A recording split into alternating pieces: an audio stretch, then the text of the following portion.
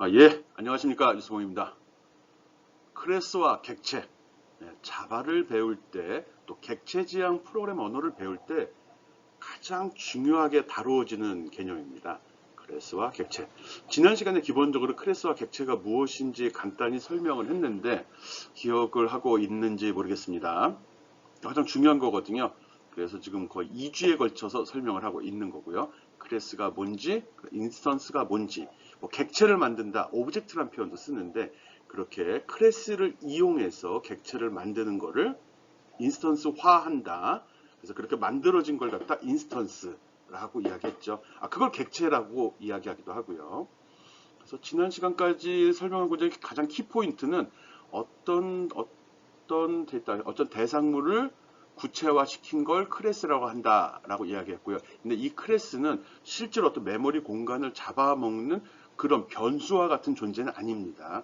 단순히 틀이거든요. 그 변수나 데이터를 정의한 또 그 데이터를 처리할 수 있는 방법들을 정의한 틀이라고 생각하면 되는 거고요. 그거에 의해서 생성된 것, 실질적인 거는 인스턴스, 즉 객체가 되는 거죠. 그 두 가지 개념만 이건 틀이다, 이건 실제로 생성된 거다. 그것만 잘 기억을 해주면 됩니다. 그래서 클래스는 선언한다라는 표현을 썼고요. 인스턴스 객체는 생성한다라는 표현을 썼었습니다. 그래서 이 두 가지 개념만 잘 구분할 수 있으면 되는 거거든요. 뭐 기존에 있었던 절차 지향 언어와 비교했을 때 가장 다른 점이고 가장 중요한 요소입니다. 예, 우리 학습할 내용들 한번 살펴보겠습니다.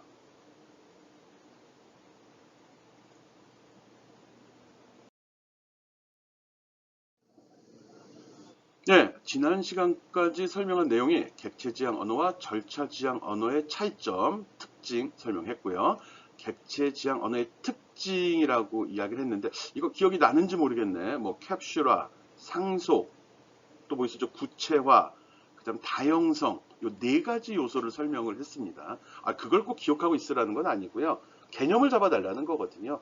뭐 지금 그 내용도 계속 설명하고 있는 거죠. 캡슐화 부분이 바로 클래스를 선언하는 것들이고요. 그리고 뭐 다형성 관련된 거는 이제 오늘부터 이제 설명하는 뭐 생성자 부분에서 쉽게 이해할 수 있을 겁니다.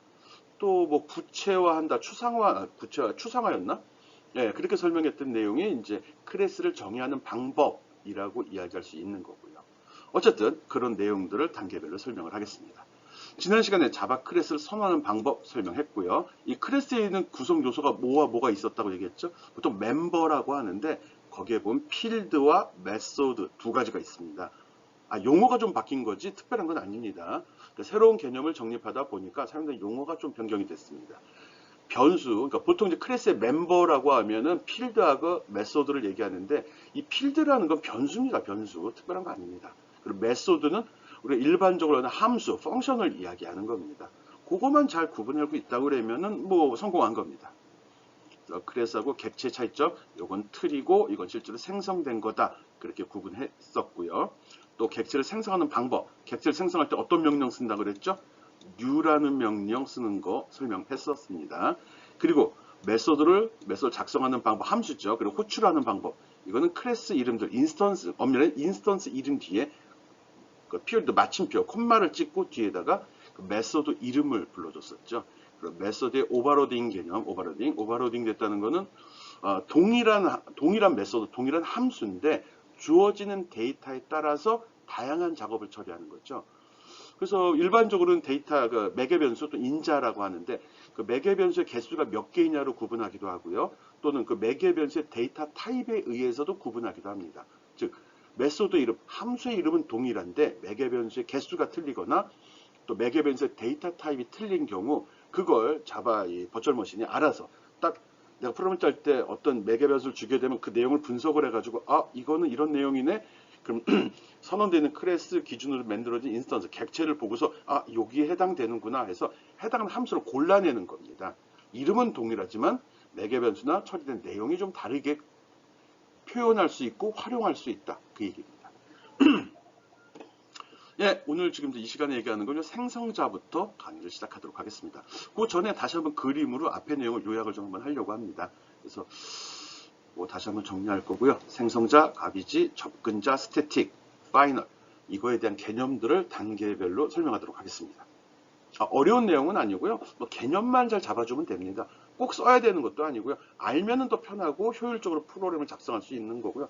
몰라도 교양 있는 사람이 짜는 프로그램 수준은 다 나옵니다.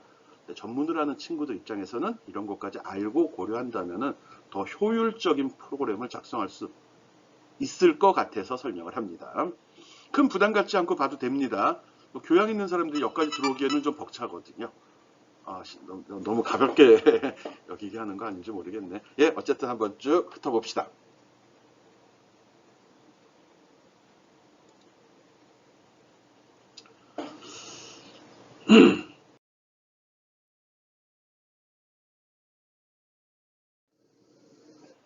앞에서도 설명을 했는데, 뭐 요게 이제 그 절차지향 언어하고 또 객체지향 언어의 차이점을 다시 한번 요약을 한번 해본 겁니다.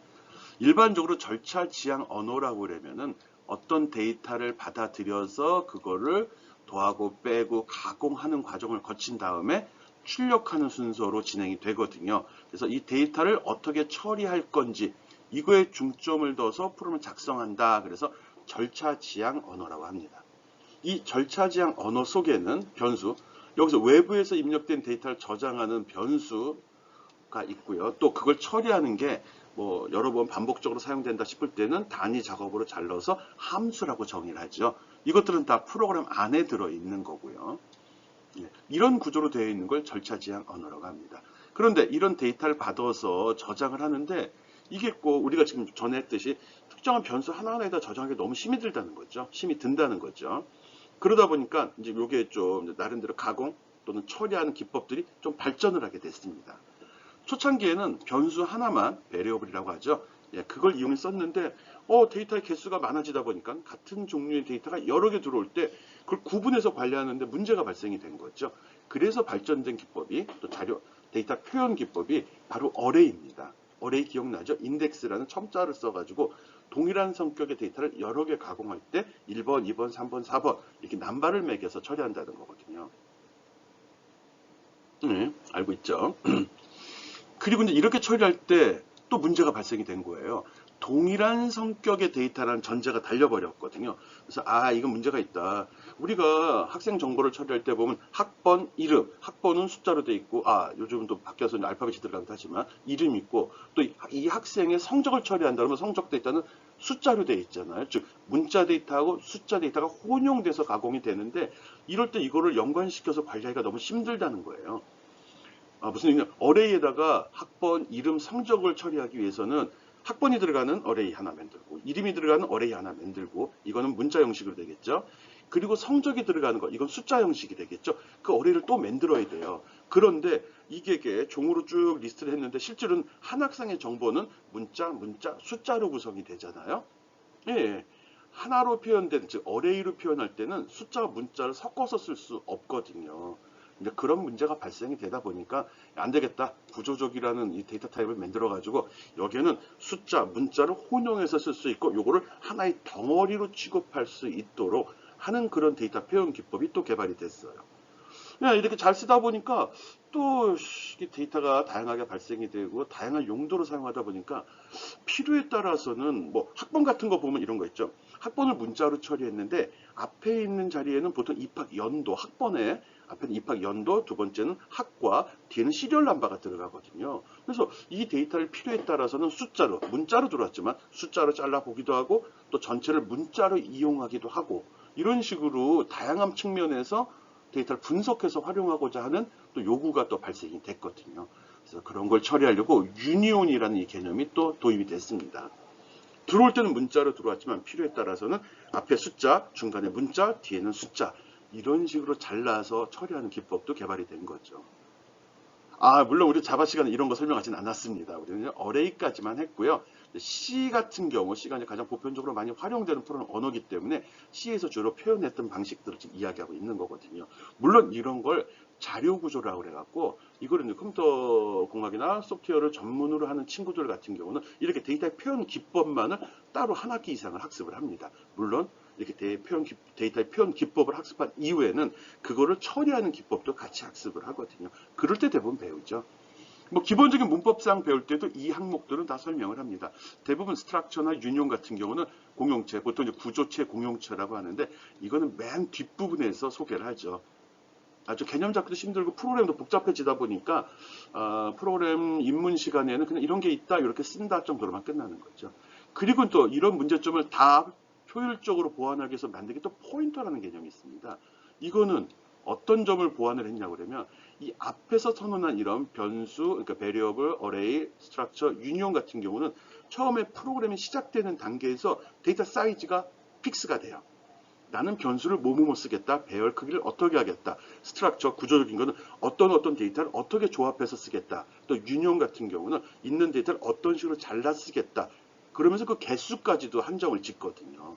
근데 실제로 프로그램 작성하다 보면 뭐 학생이 몇 명일지도 모르는데 즉 입력하는 데이터가 몇 개일지 모르는데 미리 배열을 잡아놓는다는 것은 메모리 낭비 같고 또 너무 작게 잡고 작게 설정하고서 작업하다 보면 데이터가 또 입력하다 계속 늘어날 경우 이걸 프로그램이 담아놓을 수가 없게 되는 거잖아요.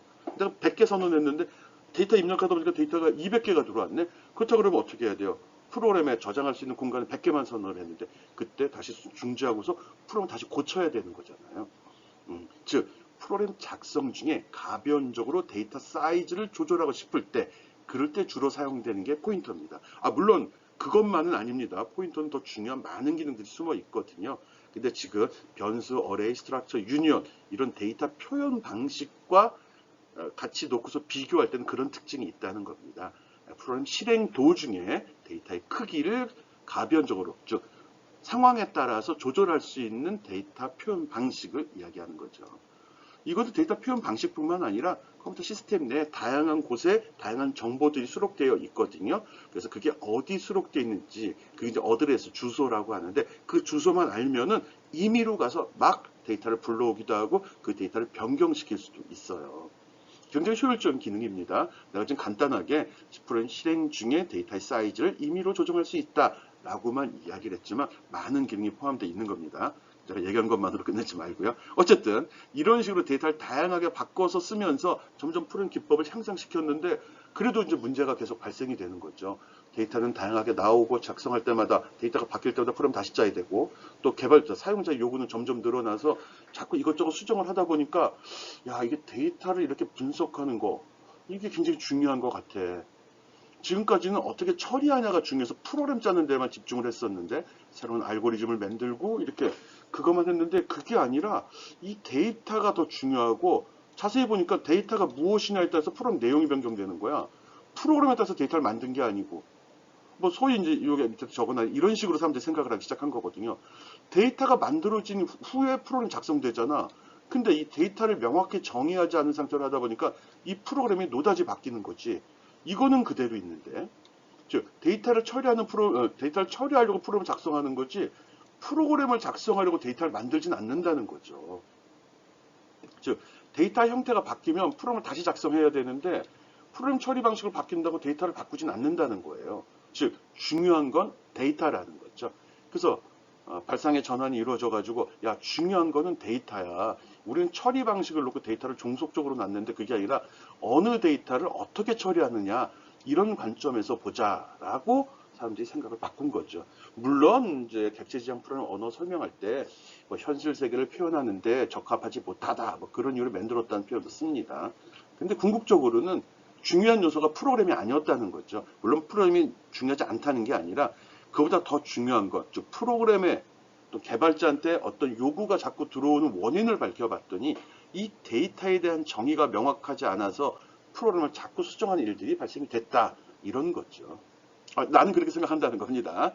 정설은 아니고요. 그래서 생각을 바꿔서 안 되겠다. 데이터를 정의하자. 데이터를 정의해서 아예 데이터에다가 이 데이터를 가공하는 프로그램들을 붙여버리자는 겁니다. 즉 프로그램에 맞는 데이터가 나오는 게 아니라 데이터에 맞는 프로그램을 개발해 주는 거죠. 그리고 이 프로그램은 이 데이터를 선언할 때 기본으로 다 주는 거야. 데이터 선언이 잘 되면 데이터를 선언하는 사람이 이 데이터는 무슨 데이터니까 이런 류의 작업은 이렇게 해줘 라고 요구를 하게 되는데 그걸 아예 데이터 선언하는 단계에서 선언을 해 놓자는 거예요. 그게 바로 클래스입니다. 클래스는 단순히 데이터만을 정의하는 게 아니라 그 속에 메소드라는 게 들어있어서 이 데이터를 가공하는 것도 같이 그 데이터 타입, 일종의 클래스가 데이터 타입이잖아요. 그 타입에 같이 붙여줄 수 있다는 거예요. 그래서 어떤 대상을 구체화시키고 그게 바로 어디가 나 추상화란 말을 썼죠. 이제 어떤 대상 데이터가 있을 때 이거를 뭐 중복 요소 제거하고 유니크한 것만 골라내고 또 중요한 요소만 추출해가지고 그거를 논리적으로 표현한 클래스를 만드는 과정을 추상화 과정이라고 이야기하고요. 그 클래스 속에다가 이걸 처리하기 위해서는 이런 변수도 필요하고 이거는 이런 식의 계산 방식을 적용해야 돼 라고 만들어 속에 내장을 시켜버린 거죠. 일반 사용자는 너 몰라도 돼. 합계 구하는 방식, 평균 구하는 방식. 합계 구할 때 어떻게 하죠? 모든 데이터를 다 더해버리면 되죠. 평균 어떻게 구하죠? 모든 데이터를 다 더하고 데이터의 개수로 나누어주면 평균이 나와요. 분산, 표준 편차 이거 어떻게 구하죠? 물론 아는 친구도 있지만 일반인들은 개념은 아는데 모르잖아요. 그런 내용을 데이터를 선호하는 사람이 미리 다 정의해서 요 메소드로 여기다 담아 놓는 거죠. 그래서 사용자는 너 분산, 표준 편차 몰라도 돼. 평균 구하는 공식 몰라도 돼. 여기 다 들어있거든. 단지 그 이름은 평균이야. 이거는 분산이야. 그것만을 사용자에게 제시하겠다는 거예요. 그래서 실제 내부에서 처리된 내용은 사용자는 몰라도 돼. 너는 필요한 것만 요구해. 내가 데이터 가공해서 처리해 줄게. 그 소리를. 그런 걸 캡슐화라고 합니다. 그래서 한 객체 어딨냐? 네, 위에 설명을 적어놔서 그거 보는 거거든요. 데이터 구조와 기능을 하나의 캡슐 형태로 만드는 걸 캡슐화, 또 객체의 공통된 특징이나 기능을 추출하는 거 이거를 추상화라고 이야기합니다. 이렇게 해서 만들어지는 거고요. 이렇게 기본적인 내용을 어떤 스펙, 뭐 사양을 정의했으면 이거는 사양이고 정의된 내용이지 이 자체가 데이터를 뭐 처리하거나 저장할 수 있는 그런 건 아니거든요. 그래서 클래스는 틀이다, 선언한다 라고 정의한 거고요. 그래서 이걸 가지고서 인스턴스화를 시키죠. 실제로 나 어떤 데이터를 좀 가공할 건데 이런 형식의 데이터야. 이거 쓸게 하고 new라는 명령으로 어떤 객체를 생성해내게 되죠. 그럴 때 우리가 클래스를 불러오게 되죠. 그리고 또 필요에 따라서는 이 클래스를 선언한 다른 걸 갖다 이용할 수도 있고 그걸 바탕으로 새로운 클래스를 또 만들어낼 수도 있어요. 그런 개념. 기존에 있는 클래스를 바탕으로 또 다른 클래스를 만들어내는 때 활용하는 게 이 상속이라는 개념이에요. 기존에 선언한 모든 속성, 필드, 메소드는 갖다 놓고 추가로 몇 개 더 할래. 그럴 때 다시 다 선언하는 게 아니라 기존 거 뭐지? 얘를 내 부모로 모실게. 그리고 난 여기 밑에 추가해. 이렇게 들어간다는 거죠. 또 이렇게 처리하는데 거기에 메소드를 쭉 작성하다 보니까 합계를 구한다. 합계를 데이터 하나일 때, 두 개일 때, 세 개일 때, 네 개일 때, 10개일 때, 100개일 때 이때마다 예전에는 그 메소드 함수를 만들 때는 매개 변수마다 프로그램을 다 짜줬어야 됐거든요. 다른 프로그램이었거든요. 이런 일이 너무 자주 빈번히 발생하다 보니까 안 되겠어. 처리 내용은 유사한데 이게 뭐 데이터 타입이나 또는 데이터 개수에 따라서 프로그램을 다시 짠다는 건 비효율적이야. 그래서 미리 선언을 해놓고 뭐 선언은 해야 되는 거죠. 방법은 제시해야 되지만 사용자 입장에서 데이터 2개짜리일 때는 어떤 거 불러야 되지? 데이터가 실수일 때는 어느 함수 불러야 되지? 어느 메소드 불러야 되지? 이런 거 고민하지 말라고. 너는 이거는 합계야, 편차야. 이 이름만 알고 있으면 되고 데이터 원하는 만큼 집어넣어. 내가 알아서 가공해서 처리할게. 그런 개념이 도입이 되는 그게 바로 다형성입니다. 오버로딩, 오버라이딩 이 개념이 들어간 거거든요. 지금 이제 앞에서 이전 시간에 했던 거 다시 한번 정리하는 차원에서 전체적으로 그림을 놓고 지금 설명을 하는 겁니다. 그럼 부담 갖지 않고 봐도 상관없습니다. 예, 그렇게 해서 만들어진 인스턴스 객체에는 이런 내용이 들어갔고요. 실제로는 여기에 데이터를 저장하고 여기에는 메소드로 데이터를 처리해서 사용을 하게 되는 거죠. 그래서 이런 개념들이 접근자, 생성자, 오버라딩은 처음에 new라는 명령, 처음에 객체를 생성하는 단계에 적용이 되는 거고요. 그 다음에 오버라딩, 예외 처리 이런 거는 실제로 활용하는 단계에서 사용이 되는 거죠. 데이터를 잘못 넣었을 때 오류를 처리하는 기법, 데이터가 2개일 때 어느 함수를 불러야 되는지 처리하는 기법, 이런 게 오버로딩, 즉 다형성, 예외 처리라고 하는 거고요. 또 프로그램을 오랫동안 사용하다 보니까 쓸모없이 이 변수 저 변수 막 불러 썼었는데 자세히 보니까 이 변수는 쓰질 않아. 그리고 내가 또 프로그램상에서 그쪽 변수를 제거해 버리기도 해요. 즉 클래스를 만들었는데 그 클래스를 안 쓰기도 한다는 거죠. 쓰다가 그 다음에 버리기도 하는 거고요. 그런 거는 이제부터 쓰레기가 되는 거죠. 쓸모없는 부분들. 그런 걸 갖다 가비지 커렉션이라고 하는데 아직 설명 안 했습니다. 이런 기능도 자동으로 여기에 적용을 시켜버린 거예요. 사용자가 하지 않고 자바는 스스로 자동적으로 처리하도록 합니다. 어쨌든 예, 자바는 이렇게 발전이 되었고 이런 특징을 가지고 있습니다. 그리고 지금 우리가 배우는 자바 같은 경우는 이런 특징 하에서 프로그램을 작성한다는 게 가장 이런 거 왜 쓰죠? 프로그래머 입장에서 보다 짧은 시간에 효율적으로 프로그램을 작성하기 위해서 하는 겁니다. 근데 지금 설명을 들으면서도 느꼈겠지만 너무 요구사항들이 많지 않아요? 직접 이거 만들면 되는데 이거 선언하고 해야 되고요. 여기에 처리된 내용도 미리 다 선언을 해야 되죠.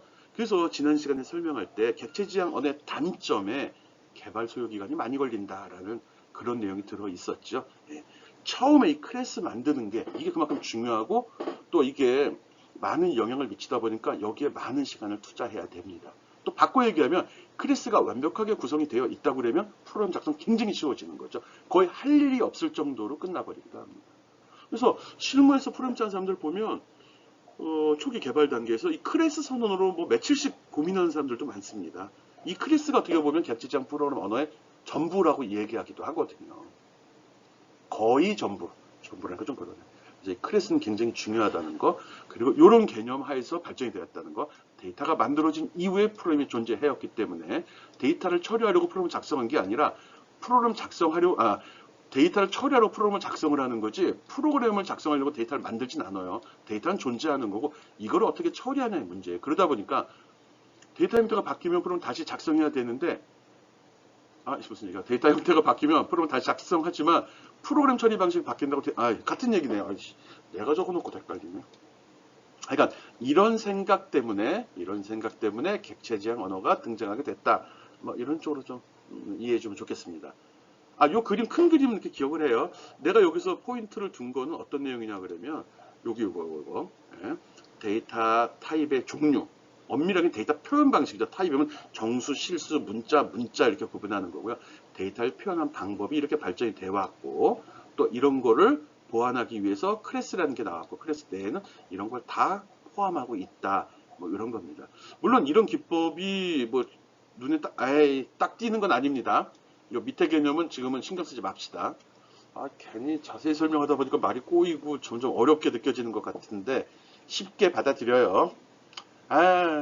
데이터는 정해져 있는 거고 그걸 처리하는 기법을 보다 편하게 하려고 만든 게 객체지향 언어다라고 생각하면 됩니다. 또 하나, 객체지향 언어에서 사용되는 클래스 안에는 데이터를 정의한 것도 있고 그 밑에 이 데이터를 처리하는 프로그램도 붙어 다닌다는 거예요.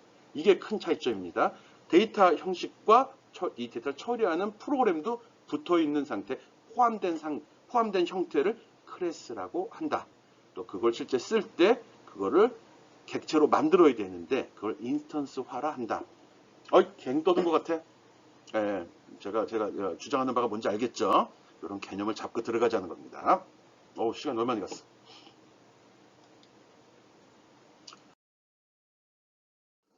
예, 앞에 그런 이제 객체 클래스 개념이 들어가다 보니까 아마 일반적으로 변수 선언할 땐 이런 식으로 우리가 변수를 선언하고 있죠. 근데 이 클래스, 즉 객체를 생성하다 보면 레퍼런스 베리어블, 레퍼런스란 말을 쓴다고요. 레퍼런스.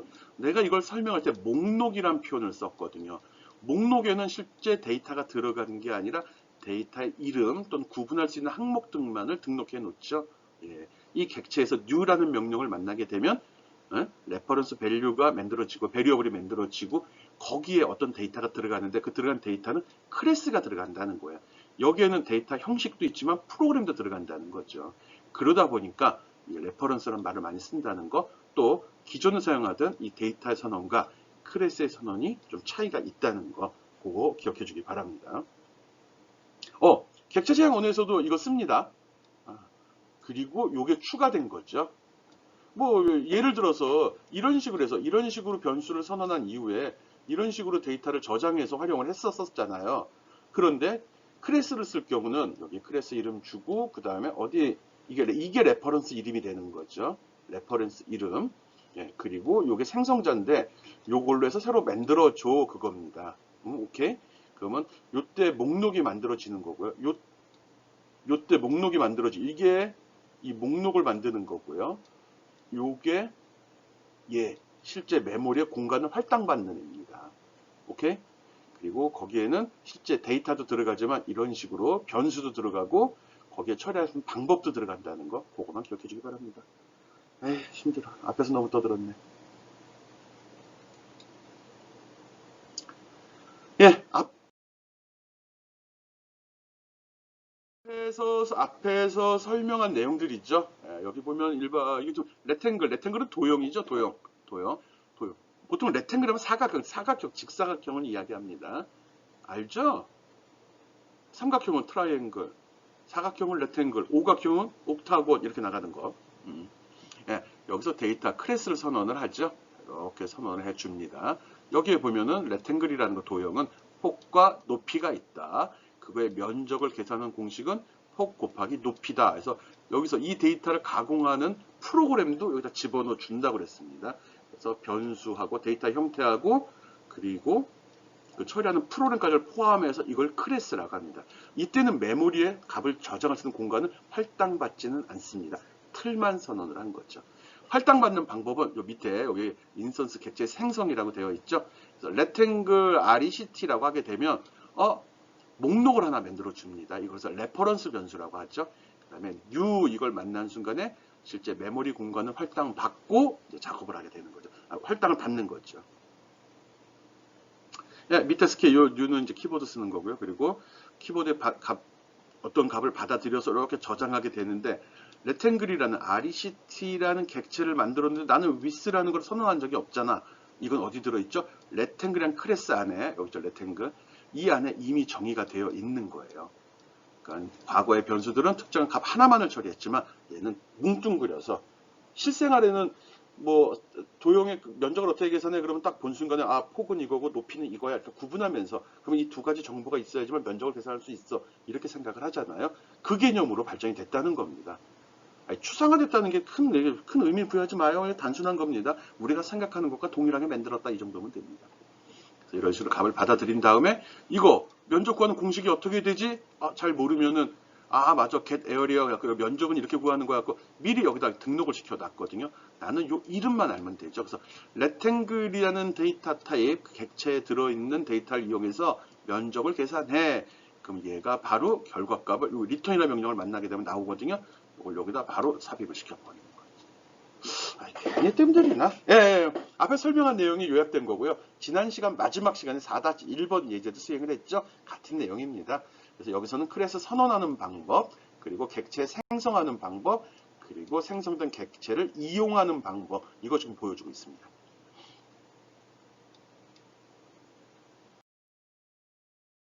예, 생성자 한번 살펴보겠습니다. 생성자 어려운 거 아닙니다. 생성자 아무것도 아니에요.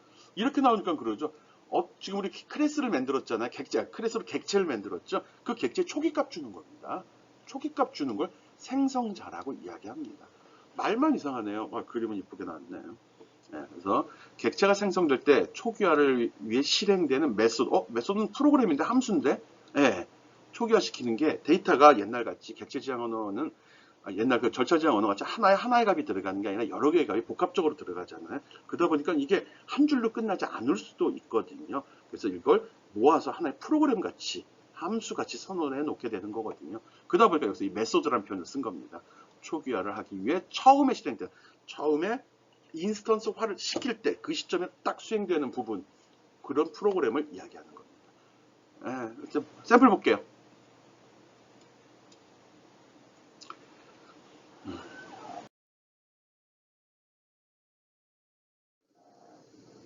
예, 두 개의 생성자를 가진 서클 클래스. 이것도 무슨 얘기야? 지금 생성자 설명하고 있습니다. 생성자 뭐라고 그랬죠? 어떤 객체를 만든 후 그걸 초기화시키는 방법, 초기화시키는 메소드라고 이야기했습니다. 함수라고 얘기했죠. 그래서 이것도 다형성이 적용이 됩니다. 내가 여기서 서클이라는 클래스를 선언을 했거든요. 얘는 반지름과 이름을 가지고 있어요. 이거를 처리하는데 이 객체가 처음 생성이 되면 그때 생성될 때 잘 생각해봐요. 오른쪽 점만 봅시다. 오른쪽 생성될 때 보면 여기서 요게 레퍼런스 변수를 선언하는 거죠. 요게 클래스 이름, 그리고 요게 레퍼런스 변수가 되는 거잖아요. 요게 레퍼런스를 만들어 주는 거예요. 그 다음에 실제 객체가 만들어진 건 new라는 명령을 만나야 되는 거잖아요. 그때 new를 만날 때 뒤에 보면 이름, 동일한 이름을 지금까지 써왔죠? 아무 생각 없이. 그리고 특이한 점이 있다 그러면 이름 뒤에 괄호 열고 닫고를 했어요. 이 괄호가 붙으면 다 메소드입니다. 메소드. 아, 그럼 이것도 메소드인가? 네, 메소드예요. 그럼 이 가로 속에 뭐가 들어있어도 예, 이것도 메소드예요. 그럼 여기 메인에 있는 이것도 예, 이것도 메소드예요. 이 괄호가 붙으면 어떤 함수의 메소는 프로그램이라고 했잖아요. 함수라고 그랬잖아요. 어떤 프로그램인데 그 프로그램 수행되는데 필요한 데이터, 내가 처리를 요구하는 데이터를 여기다 적어주는 거거든요. 이때 그러면 여기 보면 앞에 적힌 서클하고 뒤에 적힌 서클이 같은 게 아니네. 예, 맞아. 같은 게 아니에요. 이거는 그냥 적어놨죠. 앞에 있는 건 클래스 이름이고 뒤에 있는 건 생성자 이름이에요. 근데 왜 이름이 같죠? 예, 그렇게 약속한 프로그램 개발자 그렇게 한 겁니다. 프로그램 언어 개발자가 초기화는 한 번만 주는 거죠. 그리고 그 함수 특정한 클래스 생성되는 인스턴스에 대해서 초기값을 설정하는 거다 보니까 굳이 다른 이름을 부여할 필요가 없어요. 그래서 동일한 이름으로 늘 하는 거고요. 단지 처리되는 실제로 동작하는 내용이 틀리다 보니까 얘는 선언의 의미가 있고 얘는 설정하는 초기화 시키는 데 뜻을 쓰다 보니까 뒤에 괄호를 붙여서 처리한 겁니다. 에이 정리. 앞에는 클래스 이름, 뒤에는 생성자 이름인데 얘는 어떤 일을 처리해야 되기 때문에 생성자 초기값, 초기화를 시킨다고 했죠. 그때 필요한 데이터는 괄호 속에 적어준다. 그래서 내가 인스턴스화 시킬 때 보면 꼭 뒤에 적힌 이게 생성자라고 했죠. 생성자는 메소드이기 때문에 꼭 괄호를 붙여줬던 겁니다. 오늘 말이 자꾸 꼬이고 지나치게 쉽게 갈 수 있는 걸 돌아가는 느낌이 드네요. 네, 그런 겁니다.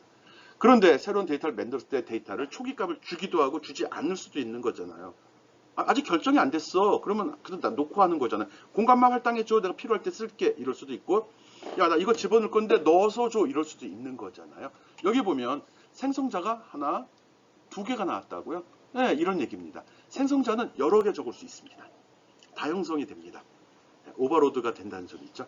그래서 여기 보면 첫 번째 생성자는 변수가 없는 경우, 매개 변수가 없는 경우, 두 번째는 매개 변수가 하나, 두 개 있는 경우, 즉 부를 때 여기 밑에 적혀 있네. 여기서 레퍼런스 선언하고 클래스 레퍼런스 변수 지정하고 그다음에 여기서 이제 객체가 생성이 되는 거죠. 이때 이렇게 내가 값을 두 개 주게 되면은 생성자 중에 값이 두 개짜리를 찾아가요. 그리고 또 비교하죠. 앞에는 정수, 뒤에는 문자열. 여기 있네. int, string. 그러면 여기는 아무것도 없네. 그럼 얘 쓰지 않고 얘를 갖다가 여기에 적용을 시켜버린다는 거예요. 이 데이터를 여기에 집어넣어서 이렇게 처리한 다음에 그 다음 단계를 수행한다는 거죠. 처리하는 게 뭐죠? 메모리를 할당받고 값을 저장시키는 거죠. 말이 복잡한가? 예, 그렇게 할 수도 있다는 겁니다. 지금 생성자 역할하고 생성자가 두 개 있는 경우 설명하고 있습니다. 두 번째 것도 똑같은 방식으로 하는데 얘는 괄호 속에 아무것도 없어요. 즉 매개 변수, 인자라고도 하거든요. 인자가 없다는 거거든요. 예, 그렇게 처리해도 돼요. 그럼 데이터 값이 없다 보니까 출력을 할 수가 없잖아요. 처리할 수가 없잖아요. 예, 그런 거는 이런 식으로 멤버를 불러가지고 특정한 객체에 포함되는 필드 값, 요 name이라는 걸 불러서 도넛 피자 그리고 그거의 면적은 크기가 없는데 어떻게 면적을 구하지? 그래서 한번 가봤죠. 여기 보니까 서클 괄호 속에 아무것도 없는 경우죠. 서클 괄호 속에 아무것도 없는 걸 살펴봤더니 여기서 아무것도 없는 경우 레디 반지름은 1로 자동 설정하도록 했네. 내가 값을 주면 여기 같이 내가 값을 이렇게 설정하면 그 값으로 지정을 하고 값을 안 주면 그냥 1로 설정하도록 한 거예요. 이런 게 프로그래머가 고려해서 미리 선언을 해 놔야 된다는 거거든요. 내가 앞 슬라이드 설명할 때 실무하는 사람 중에 프로그래머가 이 클래스 선언하는데 며칠씩 걸린다고 이야기했었잖아요. 이런 경우의 수를 다 고려해 놓는다는 거죠. 그리고 내가 말이 많네요. 예, 그런 점 고려하기 바랍니다. 그래서 생성자는 초기화를 시키는 그런 작업을 수행을 하고요. 이거는 여러 개가 들어갈 수도 있습니다. 여러 개가 들어갈 수도 있어요. 그 특징은 클래스 이름과 동일하다는 거, 클래스 이름과 동일한 이름을 쓴다는 거, 그거만 기억해 주면 됩니다. 그리고 쓸 때 우리가 인스턴스 할 때 보면 뒤에 이름 적어 주잖아요. 그때 이 괄호가 있는 이유는 이게 바로 생성자이기 때문에 메소드이기 때문에 이렇게 선언을 해준다는 것도 기억해 주기 바랍니다. 오늘 유난히 좀 말이 많은 것 같습니다.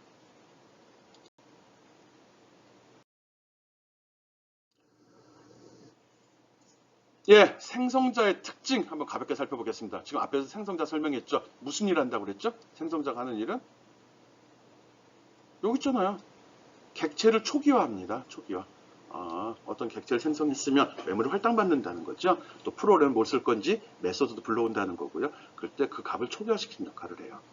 생성자는 메소드다. 그래서 메소드 때 뒤에 괄호 붙여준다고 이야기했습니다. 생성자 이름은 클래스 이름과 동일하다.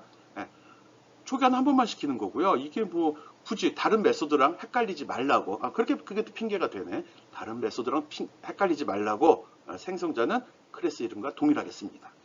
또 생성자는 여러 개 작성해도 됩니다. 오버로딩이 가능합니다. 이게 객체의 기본 자바의 특징이었죠. 생성자는 뉴를 통해서 객체를 생성할 때 한 번만 돕니다. 초기화는 한 번만 하는 거죠. 보통 프로그램 할 때 초기화란 말을 하는 거는 처음에 실행시킬 때 어떤 메모리 변수의 값을 설정하는 걸 초기화라고 이야기하거든요. 그리고 두 번째, 세 번째 단계에서 값을 또 집어넣는 건 이건 초기화라고 하지 않고 그냥 연산한다, 값을 저장한다라고 이야기합니다. 처음에 시작이 됐을 때 아무런 연산도 수행되지 않은 상태로 설정되는 값을 초기화라고 합니다. 초기화를 안 시키기도 해요. 필요할 땐 시키고요. 오케이? 그리고 생성자는 리턴 타입이 들어가면 안 됩니다. 얘는 어떤 값을 요구하는 게 아니라 값을 설정하는 것만 시키는 거거든요. 그래서 절대 리턴 들어가면 안 됩니다. 리턴 모르죠. 다음부터 설명하겠습니다. 생성자는 객체가 생성될 때 반드시 호출됩니다. 이 말 잘 새겨 들읍시다. 객체가 생성될 때 반드시 우리가 지금까지 클래스 선언하면서 생성자 만든 적 있어요?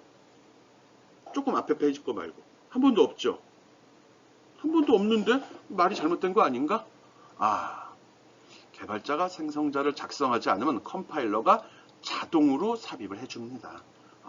그래서 그랬구나. 필요하면 직접 내가 설정을 하는 거고요. 필요 없으면 안 해도 됩니다. 그러면 자동으로 설정이 된다는 거예요. 자동이 뭐겠어요? 뭐 숫자를 저장하는 그런 변수면은 0이 들어갈 거고 뭐 그런 거 얘기하는 거죠. 문자가 들어갈 곳인데 아무것도 없으면 빈칸이 들어있겠죠. 빈칸이 아니라 널. 빈칸과 없는 건 틀립니다. 아무것도 없는 것과 빈칸은 틀린 거죠. 빈칸도 하나의 문자거든요. 화면에 아무것도 표시되지 않는 문자. 오케이, 됐어. 생성자의 특징 가볍게 설명했습니다. 이건 메소드이기 때문에 이 이름 뒤에 괄호를 붙이는 거고요. 클래스 이름과 동일한 이름을 씁니다. 오버로딩이 가능합니다.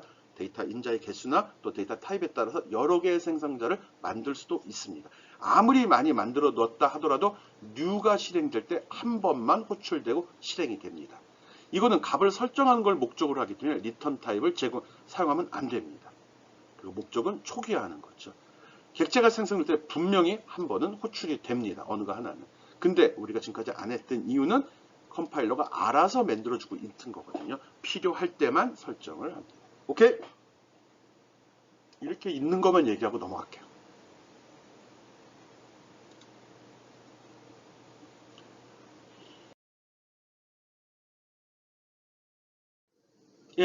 생성자의 선언과 활용 연습. 앞에서 했던 거 복습해보라는 소리겠죠.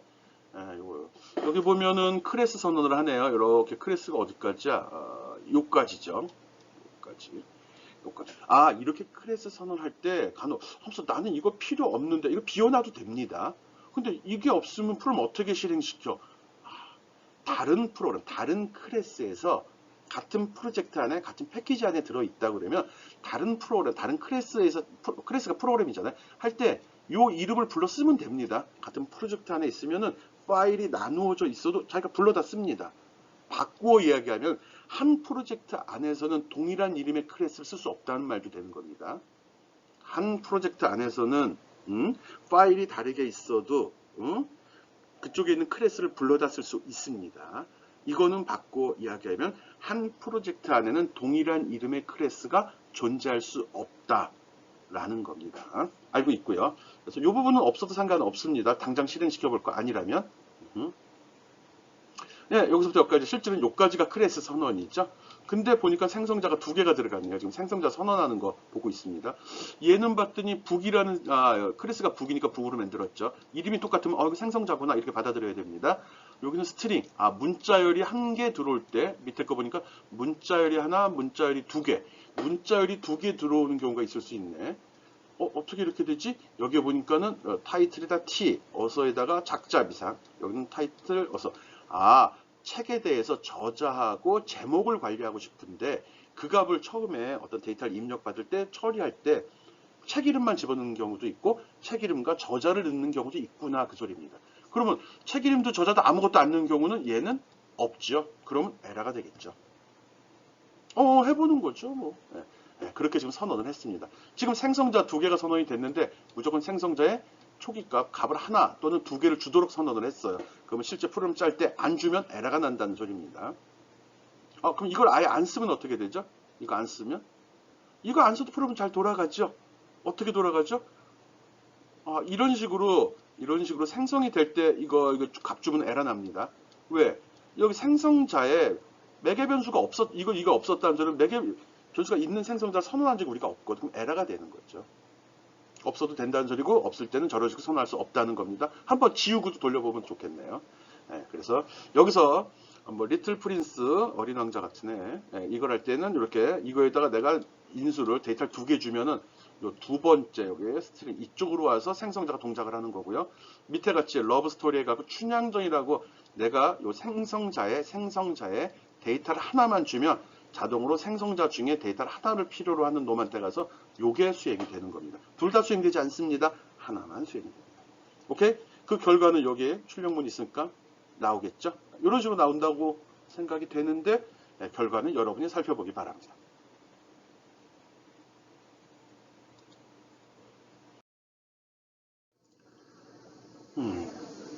기본 생성자. 기본 생성자 디폴트 이렇게 나오는데 매개 변수 없고 아무 작업 없이 단순 리턴하는 생성자를 디폴트 생성자라고 한다. 이것도 무슨 얘기야? 생성자 중에 뭐 특이한 경우, 근데 기본이라고 되어 있는데 클래스에 생성자가 하나도 선언되지 않은 경우 일반적으로 우리 그렇게 썼죠. 그럼 컴파일러가 자동으로 삽입을 한다고 이야기했어요. 뭐 이런 얘기를 왜 하는 거지? 여기 보겠습니다. 클래스라는 거 선언했고요. 여기 메인에서 여기서 객체를 생성하는데 요 속에 아무것도 안 넣어줬네요. 이런 경우 문제 없다는 거죠. 여기에 지금 생성자가 존재하지 않죠? 없어요. 그래도 전혀 문제 없다는 소리입니다. 요번에는 서클을 선언을 하는데 여기 있네. 서클에 생성자가 있네요. 생성자는 집어넣는데 내용이 아무것도 없네. 내용이 아무것도 없어도 됩니다.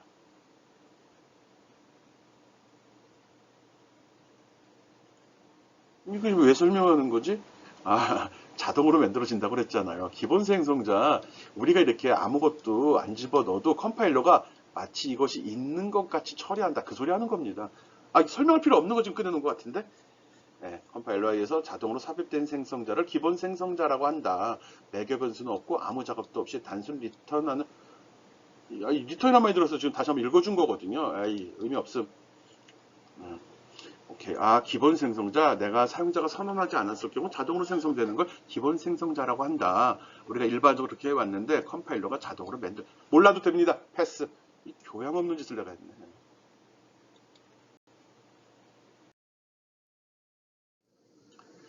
기본 생성자가 자동 생성되지 않는 경우, 개발자, 이 어떤 경우 이렇게 되죠?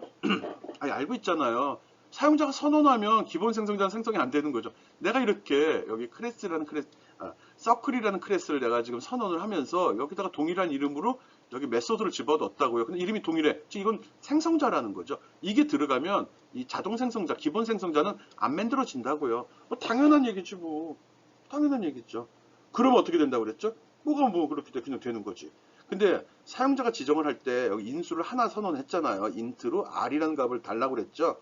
그런데 생성할 때 이렇게 new 다음에 요거 생성자 메소드, 생성자니까 메소드죠.